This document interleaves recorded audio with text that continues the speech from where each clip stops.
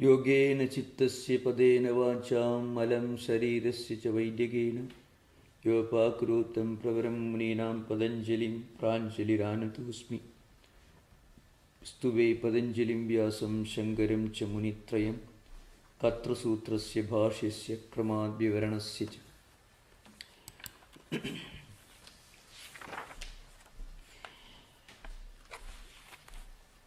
In fact, this sixth sutra of this Samadhipada that gives a list of the fivefold vrittis, it is very significant because vrittis and samskaras are two unique concepts from Yoga Sutra literature toward psychology. I mean, the idea that whatever we do with full awareness or consciousness will create an impact, a residual effect called vritti, and it remains deposited somewhere. Of course, there was always a vague understanding of this process in psychology. But this elaborate description of this and how these vrittis and samskaras later determine, define and influence our actions and behaviors and thoughts. That description, that link is a unique contribution. See, pramana vipirre vigalpa nidra smrtayaka. The pramana we can understand. Pramana here, any vritti, any tendency, any impression that is created by a conscious recognition or experience of something, and recognized through any of the valid tools of knowledge. Either it could be seeing directly, experiencing directly, or it could be gust. It was a guesswork, an inference, or it could also be some kind of a coming to a conclusion through analogy, comparison, or maybe you may have read somewhere, Shabda Pramana. So all these pramanas. And also an extension of this inference, or maybe it may be awareness of absence of something. All these are understandable because this is how modern psychology tries to understand the impact of our experiences on the mental system. But the other aspects, for viparya, vigalpa, nidra, smrtayaka, the remaining four aspects, viparya, as I mentioned, viparya is viparyu mithya jnana mata dhruva pradishtham. That means it is false knowledge of something. It is a knowledge, but that knowledge doesn't correspond to the real thing, but it may be a misconception. That misconception also remains latent in the mental system and can become a samskara and can cause sankalpa and eventually can influence our action, karma. And again, more vrittis, identical vrittis can be formed, so the same vritti gets reinforced, becoming a solid block of habits or tendencies. Then again, Sabda Jnananubadi Vastu Shunya Vikalpa. Well, you hear a sound or you infer from something, but then it is obviously unreal. That is Vikalpa. I mean, for example, this sort of give the example Gandharva Nagara, a city in the sky, or it could be anything that you hear and immediately you understand it is not real. That's the idea behind. So all these can remain in the mental system and can influence your action. Then nidra, that is the 10th sutra, abhava pratyalambana vrittihi, nidra. That is what we had to discuss today, the 10th sutra, abhava pratyalambana. What is nidra here? You have to remember the nidra, the word nidra used here is a little different from its counterpart in Vedanta, Advaita Vedanta, where Jagrat, Swapna, Sushupti, the three states are analyzed in texts like Mandukya Karika, Brihadaranyaka Upanishad, in the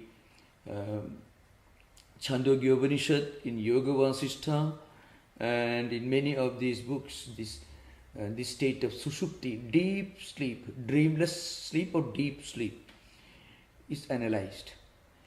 But the word nidra, when used as one of the fivefold vrittis, it belongs to a different category. So I shall try to explain this. In the Patanjali Yoga Sutra tradition, it is knowledge without awareness of that knowledge.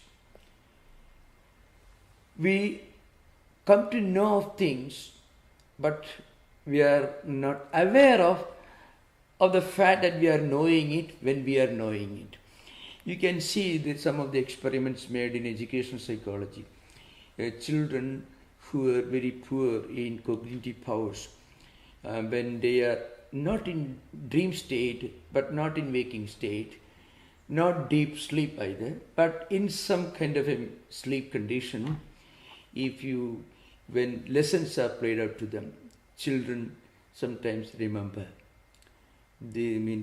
Because when the mind reaches a state when it is not connected to external things, then it perceives and cognizes things. That's how memory works better in that state. That particular condition is the implication of the word nidra, sleep, in this 10th sutra. People should not mistake this nidra to that state called sushupti in Advaita Vedanta. That would be wrong, because in sushupti there is neither knowledge nor awareness. But in this nidra there is knowledge but not aware. There is no awareness. Now, how deep sleep influences our life?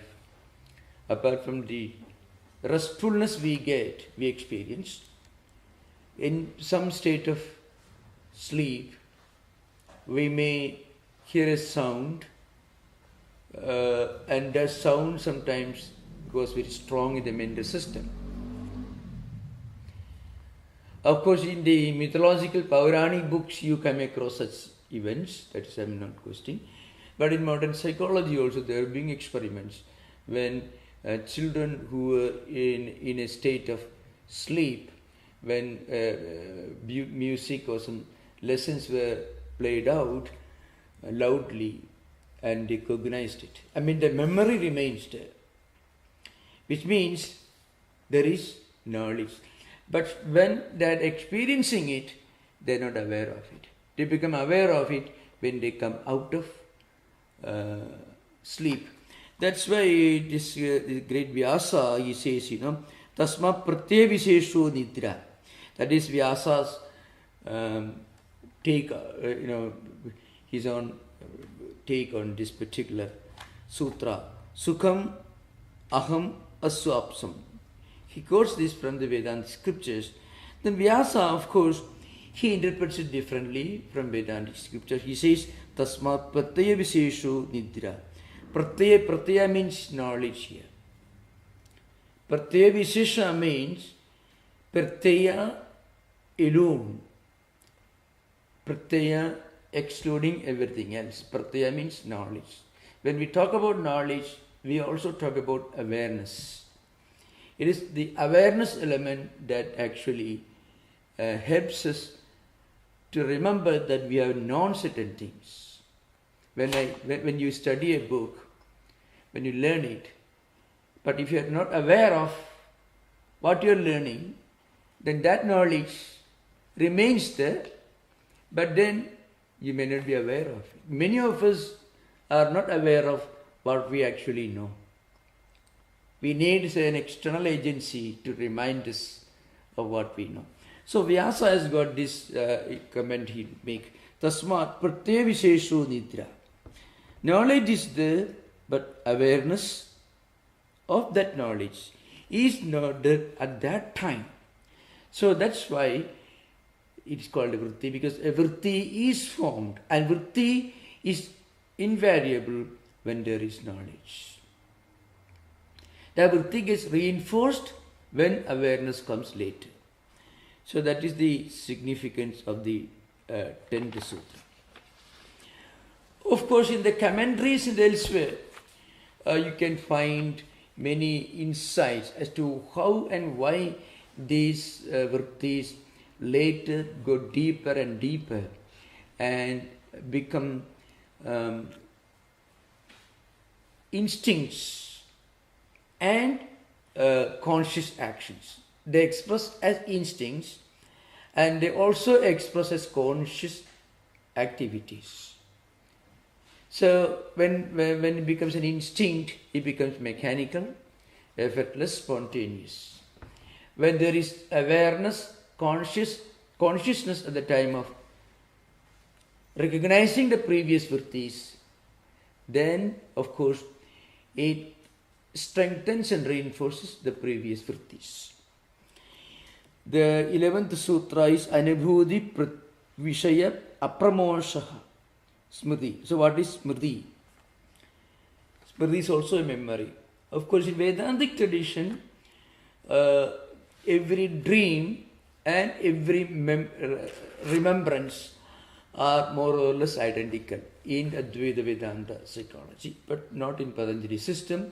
In Patanjali system, Smriti and Nidra are two different entities. So what is Smriti? Memory when it is not losing the object once experienced.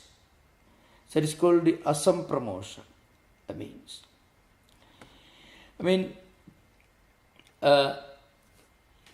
neither going up nor coming down. When we won't allow an experience to slip away into the unconscious state, that is asampramosha. So we experience something and that memory is not slipping into unconscious state. When it becomes an unconscious, a part of unconscious state, then that memory can influence instincts. Instincts are unconscious activities. We do things spontaneously without using our cognitive power at the time of doing it. Mechanical habits. But here what happens is this memory remains fresh. It doesn't go into the deeper layers of the mental system. It doesn't slip into the unconscious level or even subconscious level. When we remember always. That is Smriti. So that is the definition of Smriti. So these are the five-fold vrittis according to Patanjali's system. And this is the foundation of the cycle called vritti samskara chakram. Chakram means wheel or cycle. Vritti, these five-fold vrittis, pratyaksha, anumana, etc. Pradvani, pramana. Then viparya, then vikalpa, nidra, smriti. All these are five vrittis. Pratyaksha, anumana, upamana, shabda. All these pramanas can create pramana vritti. Then viparya. Like, for example, mistaking a conch shell for a piece of silver on the seashore. There is an external resemblance, but we know that it is different and distinct from real silver. That will be very rare. Again, we hear certain things and immediately we know it is not real. That is vikalpa. Nidra is a state of mind when it is not in sushupti, nor in dream, nor in waking state. In dream, you cannot accumulate a fresh vritti of another experience, except what you are dreaming. But still, the mind during these intervals can accumulate new vrittis, that is nidra, as smriti. Now, in the 12th sutra, a new subject is introduced. How to restrain, how to control these vrittis. Yogaha chitta vritti nirodha. That is the definition. What is yoga? Yoga is nothing but this art of or science of going beyond or transcending vrittis, simply speaking, which means transcending this wheel of actions, their memories, their impressions, their repeated actions, their influence, their impact on the mind. All these should be transcended. We should be able to go beyond them, and that is nirodha. When you reach that state, first we attain samprajnata samadhi, and then we attain later asamprajnata samadhi. That is vritti nirodha. So how to do this? That's the first step. The 11th sutra tells you abhyasa vairagyabhyam tat nirodha. It means how to remain unaffected by vrittis. Detachment is one, dispassion, detachment, and of course continued practice of this dispassion and detachment. So attachment is really only at the mental level. The remedy is this attachment should be loosened through dispassion, through the counterpart, that is detachment. So that is the way to vritti nirodha. Now here, of course, we should remember, the purpose of yoga practice is to go beyond karmic blocks. That's a term used in many books these days. Of course, you know. Karma vritti, the karma vritti samskara chakram is sometimes called by this karmic block. Karmic blocks can express and manifest in so many different ways. So many manifestations. Obsessions, obsessive habits, instinctive habits, mechanical actions without being aware of what we are doing at that moment. But when we try to get out of it, we feel great discomfort. You can see people who are advanced in years. They will, especially those who have practiced a lot of discipline, mechanical discipline in their life, when they are advanced in years. Suppose you go to an aged person's room and try to misplace a book, take a book from his table and put it differently. The aged person can feel terribly disturbed. Actually, if you take one book from one shelf to another shelf, nothing is really going to happen. But that a karmic block is there, these habits, so it creates a great discomfort, a great pain. So the aged person will tell you, no, you should do that way. No, you should put the book exactly where it was kept. He may not be reading it. This could happen. So what I mean to say, certain vrittis which manifest as strong obsessive habits. Vyasa has given a very, very interesting description of how positive and negative vrittis are created. Our actions, conscious actions especially, can directly create a vritti. Unconscious actions also can create a vritti, as even nidra, it's true, it happens. Where there is knowledge is there but not awareness. It also can create vrittis. So how vrittis can be classified into two categories, the positive and negative. So Vyasa says, Chittanadi nama ubhayatapo vahini vahati kalyanaya vahati papaya cha. Vyasa writes, Chittam, the mind is compared to a river. And this river flows in both the directions.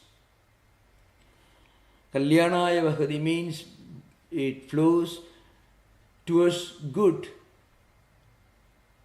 actions, good results, positivity, so to speak. That's the language used in modern times. The mind flows towards positive and also towards negative. Papaya cha. When mind flows into a wrong direction, it creates what we normally call negativity. That's what we call it means. Now, yatu kaivalya pragbhara viveka vishenimna sa kalyana vaka means that flow which is towards good, it flows towards liberation. Let us say our mind, vrittis, tendencies, congratulate you. Suppose you are going to a good library to read a good book. The mind, all right, go ahead, your mind tells you. Mind is very friendly, enthusiastic. Or any kind of activity when you contemplate, going to pray in a place of worship, listen to something that is really useful in our life, that's really beneficial in our life. Immediately the mind cooperates, mind is friendly with you. That means mind is at that time is called Kalyanaya Vakati, means it is flowing, is moving towards positive tendencies. And of course, Vyasa says, Kaivalya Vagbhara, Viveka Vishay Nimna, Sa Kalyana Vaka. Means, then that flow towards good, it is going in the direction of discerning wisdom. It will be beneficial. So it will be Kalyana Vaka. It will be beneficial.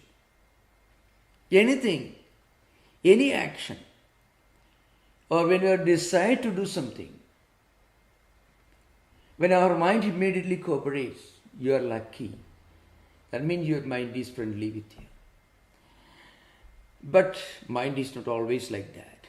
Samsara pragbhara aviveka vishenimna papavakha tatra vairagyena vishesrotaka khili kriyate vegadasana abhyasena vivekasrotaka udghadide. That is Vyasa in his Vyasa Bhashya. So he says, the flow, there is another flow, that flow towards worldliness.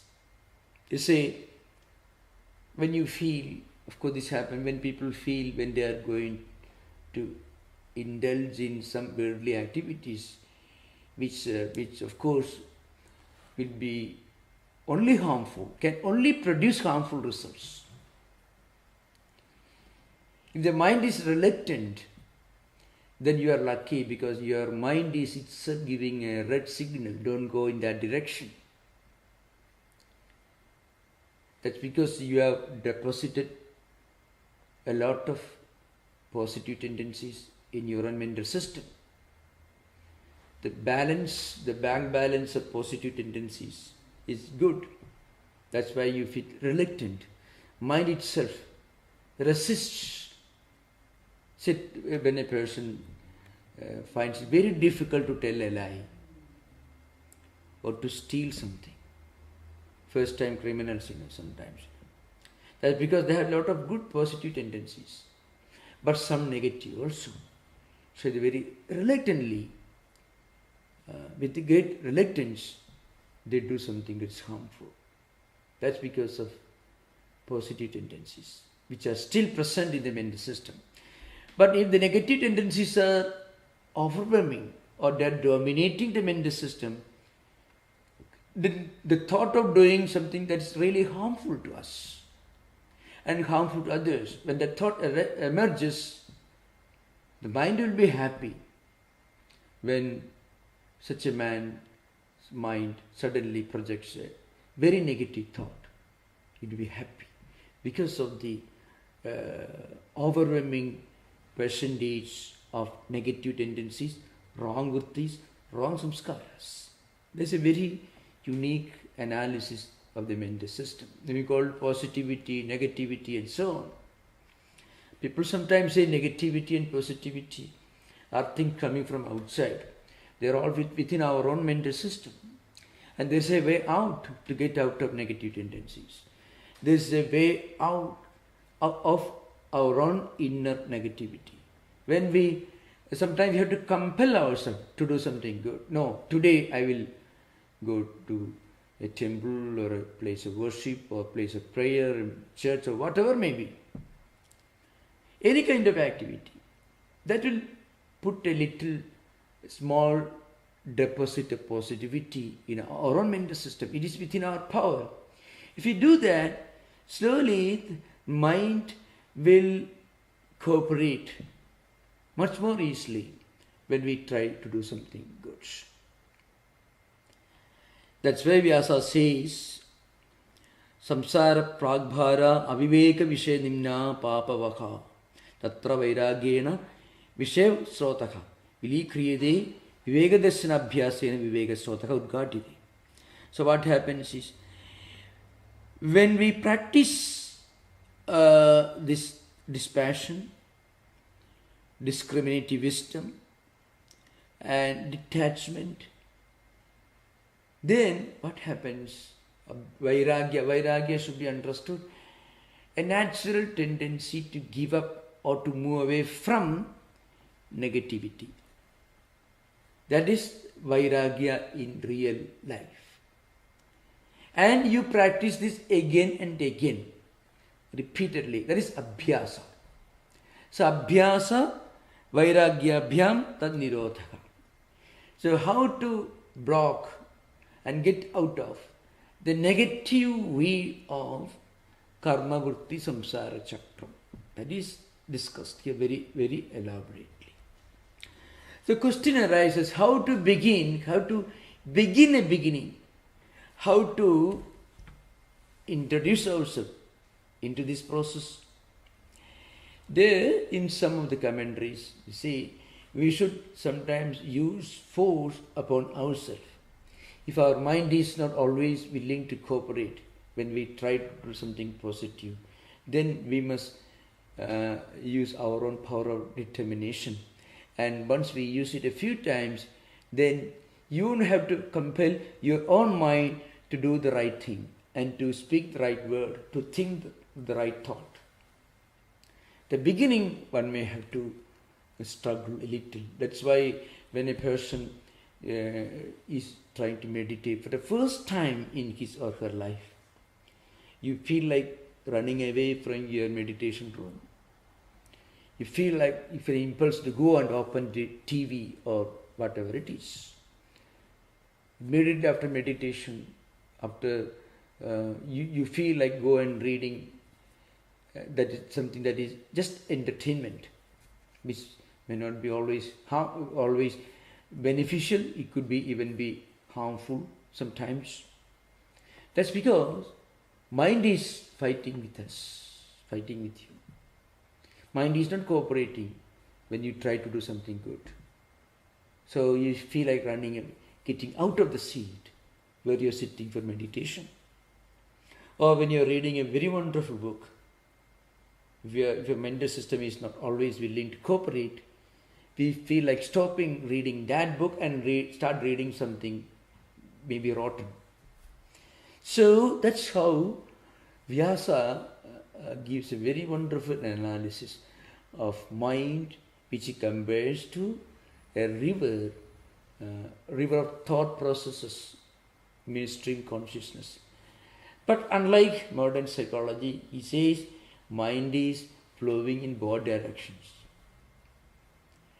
We can move in the positive direction if we want, or we may move in the negative direction. We cannot stand still. That's an important thing to remember. Mind never remains neutral unless you reach this vritti nirodha. So mind remaining still and quiet without a single thought, that is a very high state of yoga practice. For a beginner, it doesn't happen. Unless you give some good food to the mind will start eating poisonous food and it will fall sick. That's an important point. And so the mind, chitta nadi, that's why we are chitta nadi nama ubhaya tapo vahini vakati. Kalyanaya vakati, papaya cha vakati. The Vyasa statement. That is, the river of mind, thought currents, they flow in both directions, towards good and also towards bad. If you don't deliberately make an effort to move in the right direction, then the force of the current will move us in the negative direction. That's why when the river is flowing, when the currents are very strong, you cannot remain still.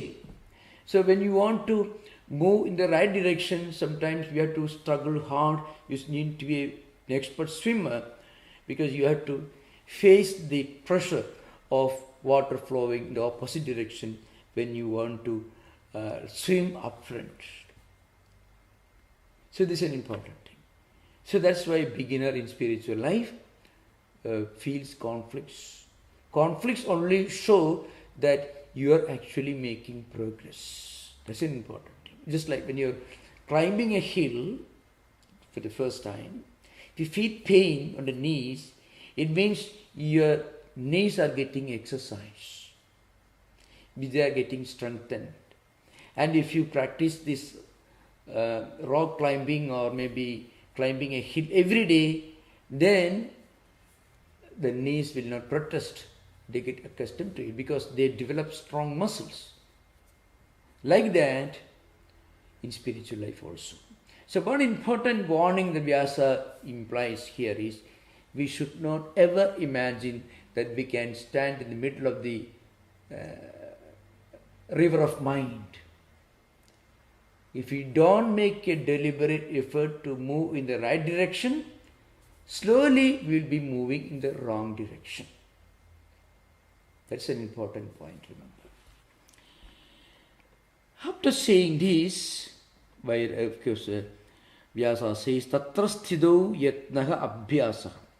So what is abhyasa? That is defined here. Abhyasa. Tatra sthido. Now, we have to practice this, and then what we should do, this practice is, the abhyasa is the effort to attain a steady state of mind. Continued practice. It may be not just in one life, it may take several life cycles.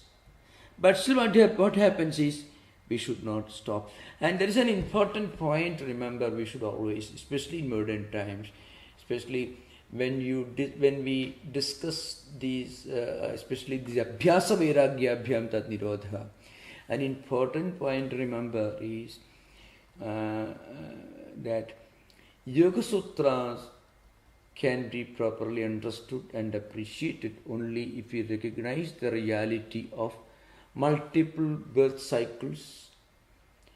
That means reincarnation or rebirth, and of course the doctrine of the law of karma. So these are two foundational principles which form the key to understanding Yoga Sutra literature. Because otherwise people who are very enthusiastic, who may not have always understood the importance of recognizing reincarnation and multiple life cycles, they think, oh, I have to start immediately without wasting time. This is an important point. You can often hear where in Olympics or in soccer tournaments, when one world soccer power, football superpower is defeated badly in the finals, that day they may dismiss the manager and they may start taking steps to have new coaches and new managers to give fresh training to the team, because 4 years later there will be another World Cup and they will make a strong determination to win the next cup, because they won't waste time. But you find in Oriental countries, they won't bother much. So you can see how this belief in multiple life cycles instinctively influence nations and cultures, not only individuals and families. So it can, if you don't believe in multiple life cycles, then it can perhaps promote efficiency, promptness in execution of your duties and responsibilities. It may be possible, but remember, yoga is a different field. Suppose now I want to achieve abhyasa and vairagya as quickly as possible, the result is total disaster, because we should not and we cannot play with our own mind. Mind will retaliate. So mind should be handled properly.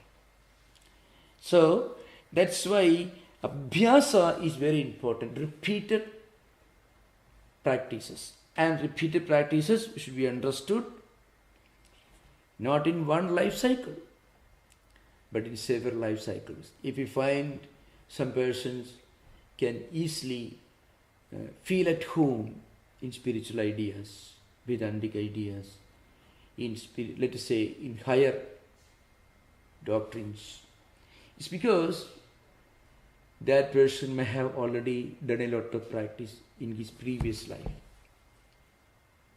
So it's not a new field for him. But that may not be true for everyone. There may be people for whom it's a new experience, new practice. So we should always remember, we should be slow and we should be cautious and we should take proper precaution. We should not overdo things. So that's an important point. Remember, you can find in the Gita and elsewhere, Arjuna asked this question to Lord Krishna. In the 6th chapter, maybe 36th verse, Aidi Shraddhayo Pedo Yoga Chalida Manasaha Aprapa Yoga Samsiddhim Kam Gadim Krishna Gechati. Arjuna, perhaps forgetting the fact that things don't happen in just one life cycle, he's asking the question. Suppose somebody who is trying to practice yoga. Yoga here means spiritual life in general, not necessarily Ashtanga Yoga. That's what Arjuna implies here. Somebody who is trying to live a spiritual life makes very hard efforts. Sincerity is there, honesty is there, real desire to live a spiritual life, all there. But still may not succeed. Does it mean that all efforts are gone?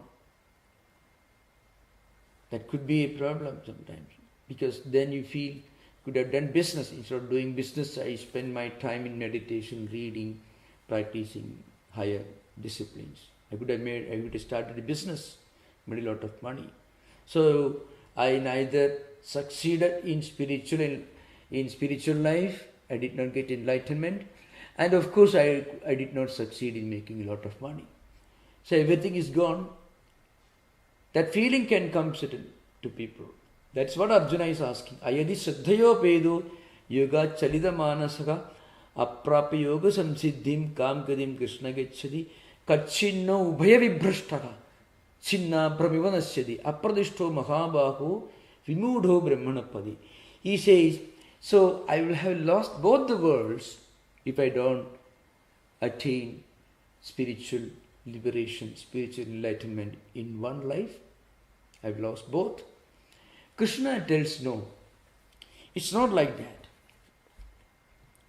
You won't lose anything because based on what you have done in your previous life, you'll be born in a family, in a set of circumstances where on the strength of what you have already acquired in your previous life, you will be able to make further progress. So whatever you have accomplished, achieved in one life, will remain with you. And that's because of the vritti aspect, vritti samskara. Positive vrittis, positive samskaras will create a huge bank balance. And that would be in our name. And then Lord Krishna says in the same chapter, Purvabhyasena tenaiva kriyadehi avashopi sakha jignasupi yogasya sabda brahmadi vartade. He says, Purvabhyasena tenaiva means on the strength of practices done in previous life. You will be born maybe in a set of circumstances where spiritual life will be relatively easy for you. So don't feel that you will lose anything. That's an important point to remember. In spiritual life, we don't lose anything, unlike in business. In business, if the stocks collapse, you may lose everything. Everything can go, and then you have to live on food stamps. Maybe the county may provide you a cheap residential facility. You may start being a billionaire, trillionaire, and everything can collapse. It could happen. It did happen many times. But in spiritual life, the banks don't collapse. The stock markets do not fluctuate in spiritual life. They're steady all the time. So what it means is, whatever we achieve in one life, whatever little practice we do, maybe that's the only thing you are going to take home when you leave this world. That's an important thing. In fact, there are many verses in the Vedanta Hindu tradition where it says, when a person dies, he doesn't take away with him his near and dear ones. He doesn't take with him the checkbooks and fountain pens, and doesn't take with him the key that opens the safe. No. But he takes away with him, even if he doesn't want to take away. That is his own karmas. Karmas means his actions and their results. That he has to take with him, whether he likes it or not. There is absolutely no other option, no choice in this matter. So that's why Lord Krishna says, Purvabhyasena tenaiva. Purvabhyasa means you already done a lot of spiritual practice. Abhyasa. In Purva Janma, I mean previous life. On the strength of that, you will be born, you will be rewarded, and the reward is being born in a set of circumstances where you will be able to continue your journey from where you have left in the previous life. And that is a very unique, important point to remember. Of course, there are reports that a large number of people, a very huge percentage of people in modern times, modern Western world, do believe in some kind of a reincarnation, though they may not publicly admit it, but it is reported in many surveys that there is an increasing percentage of people who do actually believe in, of course, in reincarnations. Anyway, that's a different subject. The next sutra actually gives a key as to how and why we should practice this abhyasa and vairagya. And that is Satu Dirghakala Nairandari Satkara Asevido Dridhabhumi. Now, how to practice this abhyasa and vairagya? So, Satkara means Adara Adisaya means. So, uh, Shankaracharya says, in his Vivarana, he has written a book called Bhashya Vivarana. It's based on Vyasa's commentary. Means Adra Adiseha Tena Saha. Means when you practice this discipline, discerning wisdom, detachment towards worldly things, and this strong sense of respect towards spiritual ideas, spiritual practices, you should be able to do continuously. The Nairantaryana means without any break, mean continuously. The continuity is very important. And it should be for a long time, Dirghakala. So Dirghakala is very important, means for a long time. So that means it not necessarily in one life. Abhyasa, here sa means that, it refers to abhyasa mentioned in the previous sutra. So that abhyasa, the repetition, the practice, should be done for a long time without any interruption. And then you should have a sense of sanctity, a sense of sacredness, a sense of devotion towards that abhyasa. And then what happens? You become firmly grounded, established in that abhyasa. There are a few things to remember. One is, first of all, for a long time, Dirghakala. That is obvious, we already mentioned earlier. If we cannot really set a deadline, I shall practice meditation exactly for 30 minutes. I tell you, it's good for a beginner because he may not be able to sit for a long time, so he has to compel himself to sit at least for 30 minutes. It's good.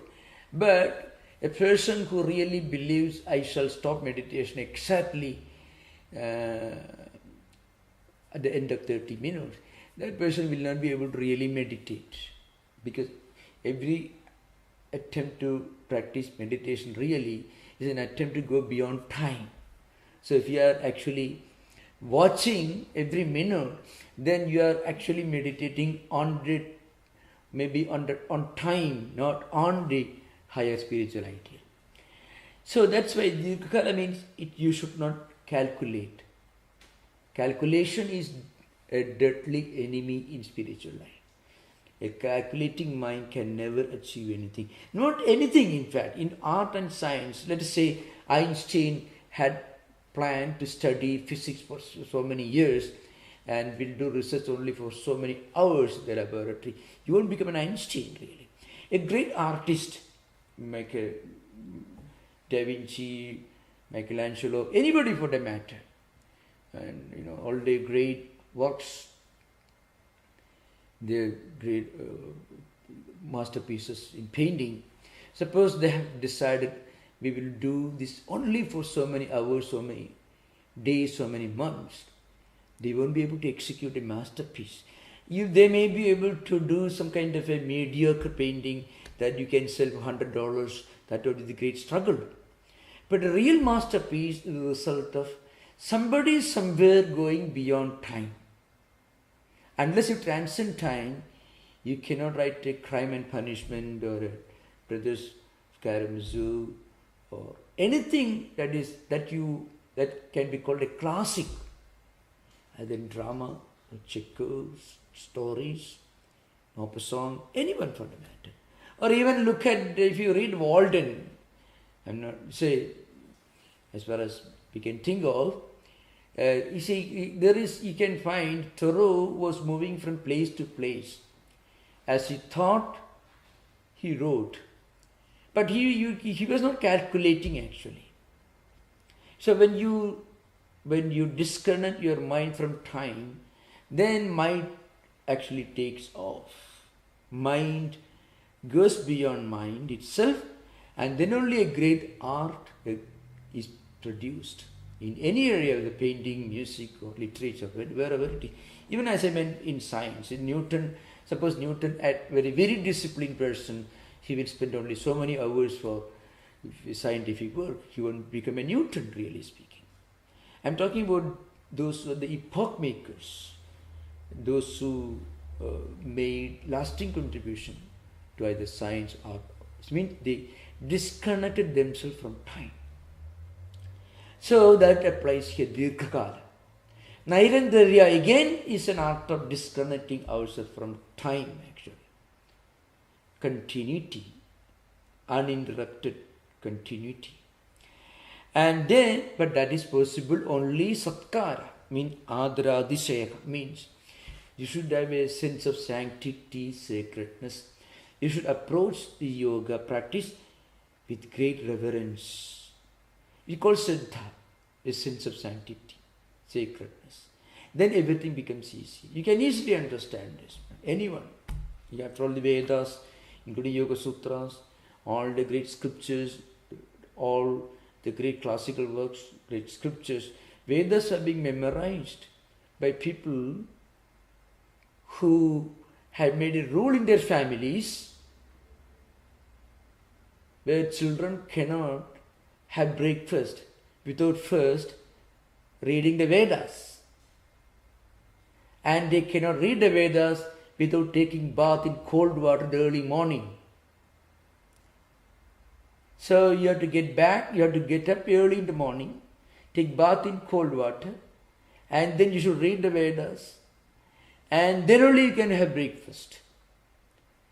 So, of course, it can become an absolute torture if you judge everything by modern standards.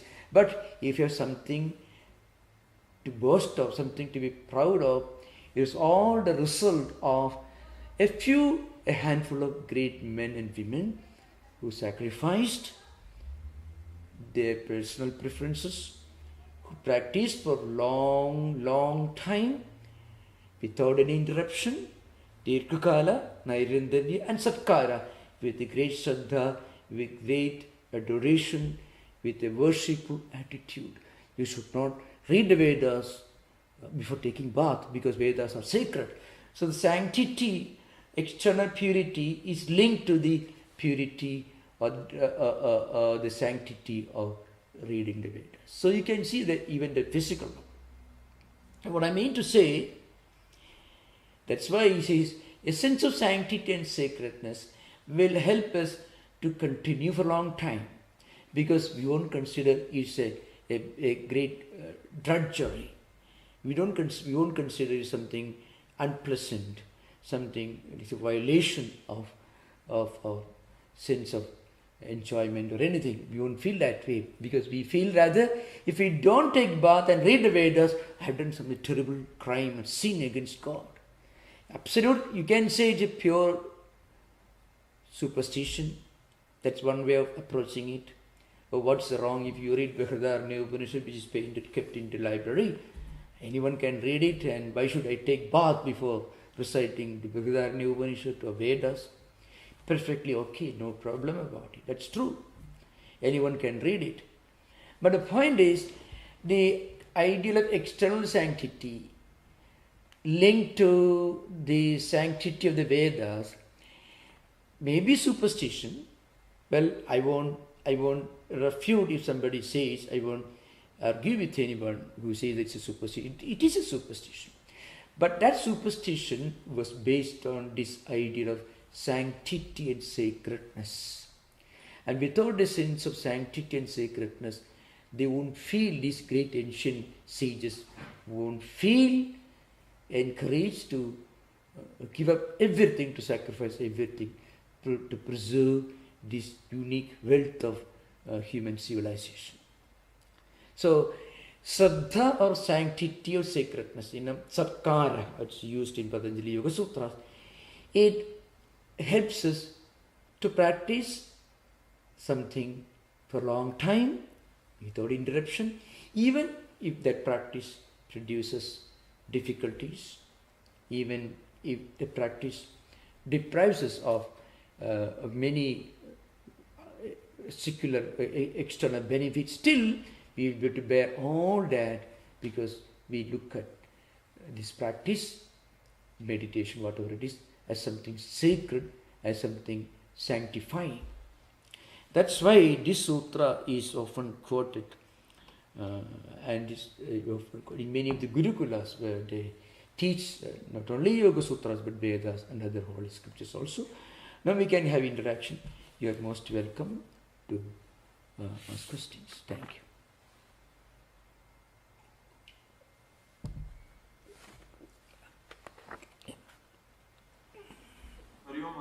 Hari Om, yeah. Maharaj, in the end you were talking about superstition, right? So, could you when you have various matadipatis... Wait, I want to tell you. Could you repeat the question again? No, I haven't said the question. I was saying in the end you were talking about how there are certain activities which can be seen as superstition and certain activities which, as opposed to from the Jnana Marga, for example.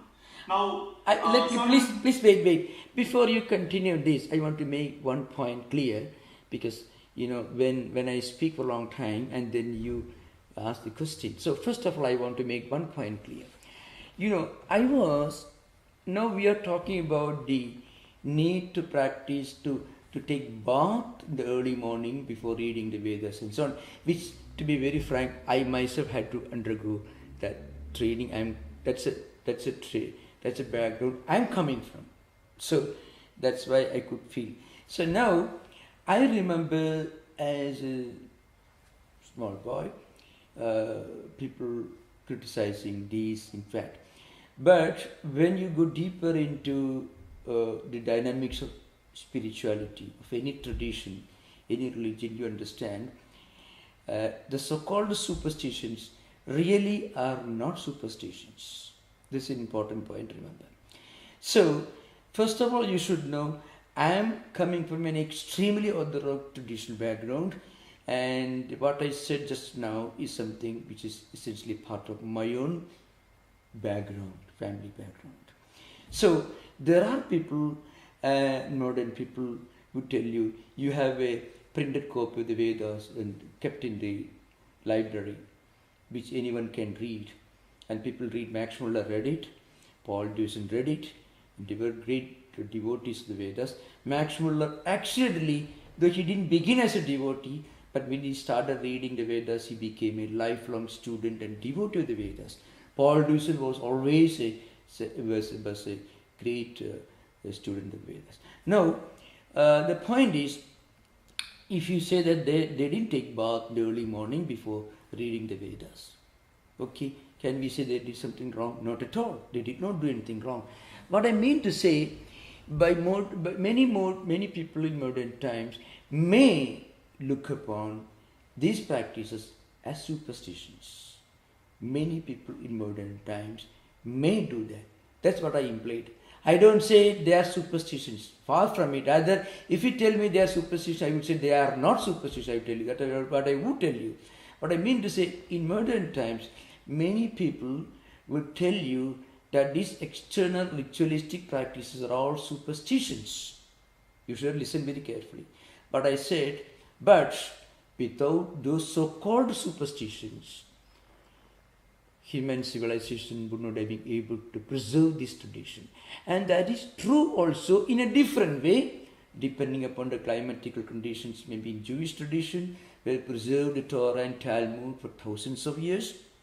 So also in Christian tradition, in the monasteries, the Franciscan and the Dominican monasteries of medieval Europe, they preserved the biblical tradition.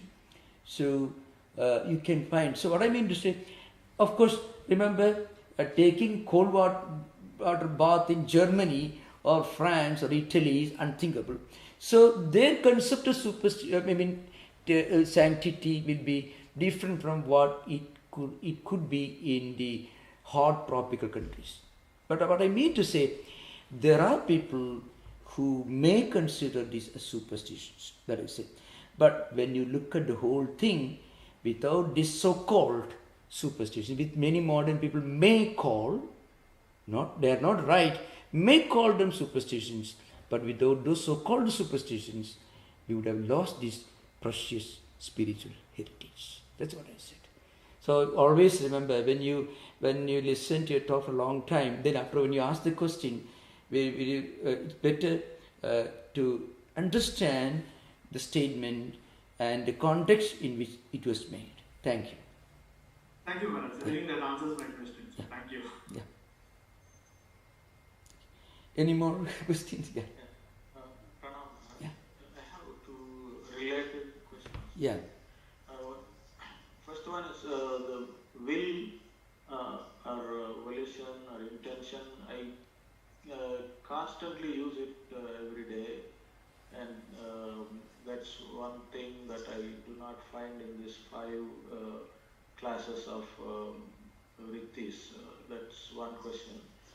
Once more, could you repeat the question once more? Volition. Will, volition or intention. Yeah. Yeah.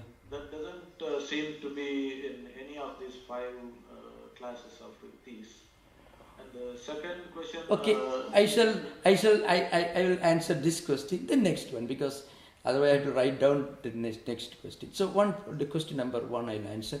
First of all, now pramana, vipirya, vikalpa, nidra and smriti. Now remember, our intentions, our volition, our will, our intention to do something, all are linked to memories. See, unless we remember certain things, we won't think of doing something for a definite purpose. I mean, we won't have a clear intention unless we link that intention to some of our previous experiences. This is an important thing to remember. Again, free will, even if free will is relatively free, how free it is, we don't know, because our natural tendency to do something for the first time, something we have not done in previously, that itself is linked to some of our previous experiences. We cannot think of doing anything without some link or connection to our own previous experiences. Without some link or connection, we can never have a will, intention or idea of doing something in a vacuum. It is impossible. If you depend upon vacuum, there will be all impulses. Impulses, of course, impulses also have a background, but impulses may not have a clearly discernible antecedent, plan or theory or anything. But every action, everything, every intention has got some link to some of our previous experiences that we have undergone. Now please, next question. Most welcome. Next question. Yeah. That explains. So I understand that every intention is preceded by a vritti concept. Yeah, some will the connection will be there. Yeah. Okay. And second question is somewhat related. It's mentioned, the nidra is mentioned, and you also mentioned nidra includes both sushupti and swapna. Yeah. In Vedanta, not unlike in Vedanta, Yeah. in the yogas. Yeah. So if in dream, Maharaj, I see, I misconceive, I have false impressions, Yeah. I even sleep in dream, and also sometimes in dream there is another dream. So all these 5 vrittis, all types of them are in the dream also. Yeah. How do we understand this? Is it Yeah. Okay. Dreams are actually replays of our waking state experiences at a mental level. That's all. See, we cannot have a dream without some connection to some experience we have had in the waking state. But it doesn't mean that waking state and dream state experiences are identical, not at all. So, of course, Vedanta scriptures tell you that there is a Desha Kala Saushmya Sthaulya Bheda. It means differences in terms of place, time, and gross subtle differences between waking state experiences and dream state experiences. In waking state, it takes 6 hours to 7 hours for you to reach New York, but in dream, 1 split second. Everything happens at the mental level. Again, you are going to sleep in one place, and dream you may think you reach some another place, like that location could be different. So, but in dream experiences, everything is subtle because senses are not directly involved. Only mind is involved. We see things, but our eyes are closed. We hear things in dream, but actually sound waves are not falling in our ears. We feel like smelling things in dreams, but you are actually sleeping in a room where there is absolutely no smell. Like that. So what I mean to say, in dream, everything happens at the mental level. It's called subtle. In waking state experiences, everything happens at the mental and also sensory level. Senses are involved. You're walking, for walking, your eyes are involved, you're seeing things, your feet are, your action, your senses of action involved, and also you need a mind also to think when you walk, which direction to recognize places and all that. So in waking state, mind is involved, senses are also involved, senses. But in dream, only mind is involved. So all dreams are nothing but replays or re-experiences of waking state experiences. There will be some connection always, but still that will be different. Please continue. Yeah, please. Next. Those are the two questions. So I understand this. Even though Swapna or Nidra is one. I was trying to, when I study the interpretations of Yoga Sutras, it becomes obvious to me that Patanjali's understanding of nidra is not susupti as we understand in Vedanta, of course not waking state, of course not dream actually. So Patanjali is talking, and it is real, it has been real. There is a state where you can see, suppose you are silently sitting somewhere, eyes completely closed, in a reverie, not deep sleep, not susupti, not waking state, you are not dreaming.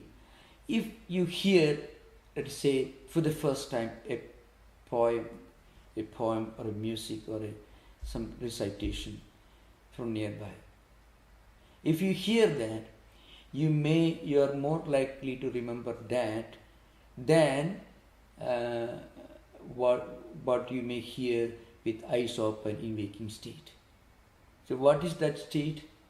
That state is what is called nidra. That's what Patanjali is talking about. Yeah, it's only conjecture because it is obvious that Patanjali doesn't have in mind in either susupti, waking state, dream state, or deep sleep state. So commentators sometimes they use the word antarala avastha. Antarala means in between. Avastha means state. Thank you. Thank you. Very thoughtful questions. I much appreciate these questions. These questions make our classes discussion very lively and helpful. Yeah. Swamiji, this is Sugata. Yeah. I was thinking that the sugar is sweet. And now you cannot. So if I say it is a superstition, right? Because I am saying it's almost a rule that I say that sugar is sweet. Yeah. But if other people can verify it, right? Yeah. Then they would not say it is a superstition. No. Right? So taking back say taking bath before meditation with cold water has helped me. Yeah. So I have verified that fact. Yeah. And I can say that for sure, at least for me, it helps. Yeah, really. Right? Yeah, for everyone. Yeah. Because you woke up from the sleep and you are sleepy and you take cold water bath and you definitely feel much fresh. Yeah. So whatever you do after that, it would be much useful. Yeah. It will be helpful, right? Yeah. To concentrate and do whatever studies you want to do. Right. So there is a logical,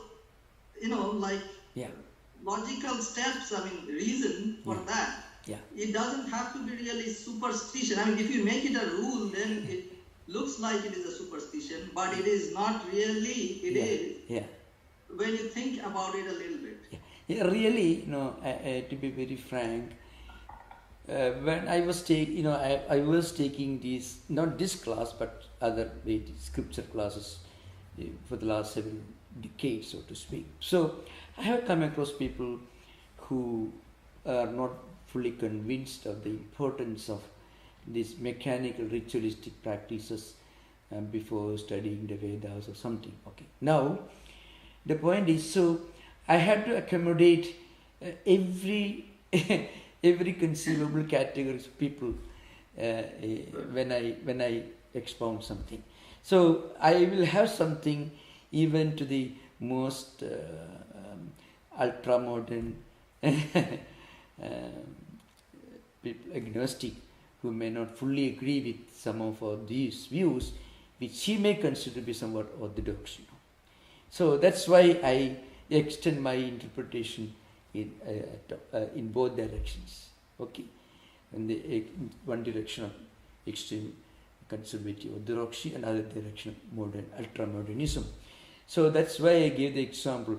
There could be people who may consider these external ritualistic practices as bit superstitious, but even they will admit the practical benefit of many of these ideas. When I explain this, see, a child not allowed to have breakfast without studying the Vedas, listening to the Vedas, and not being allowed to listen to the Vedas without taking bath, and that too in the early morning, so that everything is linked to one after another.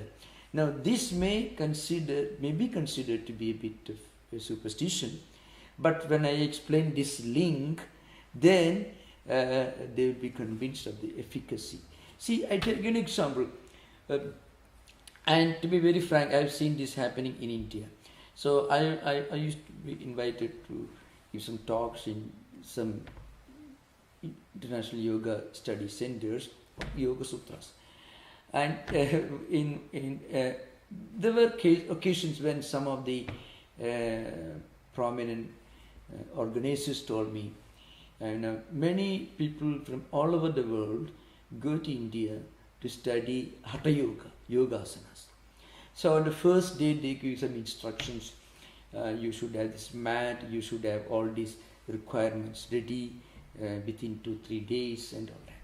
Now, those who have taken long pains and spent a lot of money, maybe a long leave from their jobs, have gone to India to study Hatha Yoga, they will procure all these necessary items maybe within a day. But Indian students coming from nearby villages or nearby towns, they will take 1 week to procure all this. But somebody who has come from Australia, or maybe from, let us say, Canada, but beyond that, Scandinavia, will procure all the yoga mats, everything within a day. That why? Because they consider something much more important. They have traveled such a long distance. They have taken much more pains to go there to learn Hatha Yoga. In other words, they have paid a bigger price for that. For them, it's very important. So they won't waste a day for procuring all these items.